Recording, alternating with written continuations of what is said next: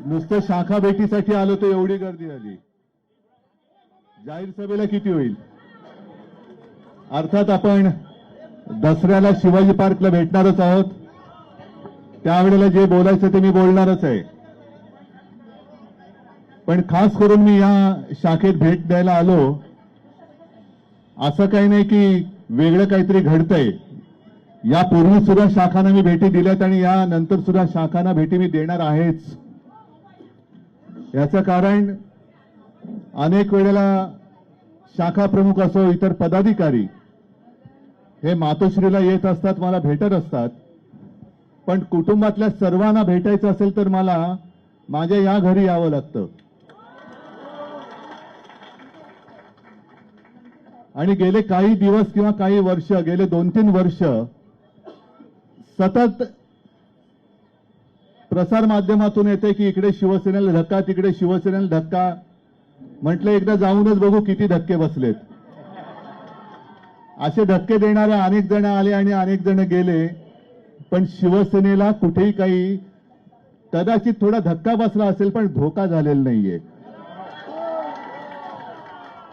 अनेकांनी अनेक प्रयत्न केले, धोके देण्याचे प्रयत्न यानंतर सुद्धा होतील.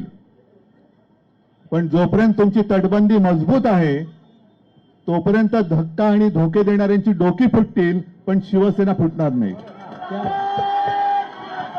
शिवसेनेचा येत्या आठवड्यामध्ये विघ्नहर्त्याचं आगमन होत आहे. मी त्या पार्श्वभूमीवरती गणरायाच्या चरणी प्रार्थना करतो की तुझ्या कार्याचा, हिंदुत्वाचा पवित्र भगवा घेऊन आम्ही पुढे निघालेलो आहोत. आणि वाटेमध्ये काळी मांजरं अनेक येत आहेत स्वतःला वाघ म्हणवणारे.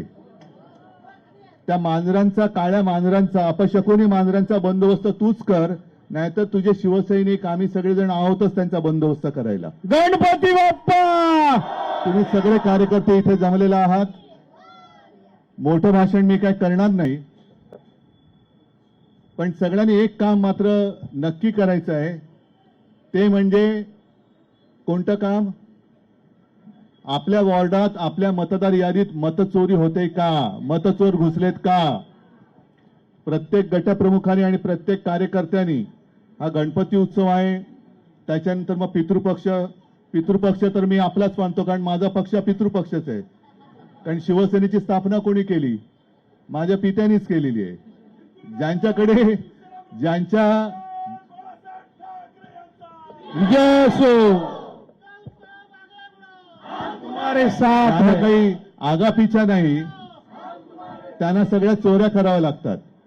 पण अगदी पितृपक्ष असो, त्याच्यानंतर नवरात्र सुरू होईल, मग म्हणता म्हणता निवडणूक येईल.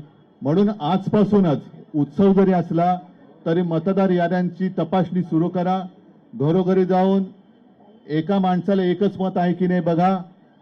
कारण नाहीतर निवडणुकीच्या दिवशी जे मतदार आपल्यामध्ये नाही आहेत त्यांच्या नावाने सुद्धा बोगस मतदान होतं.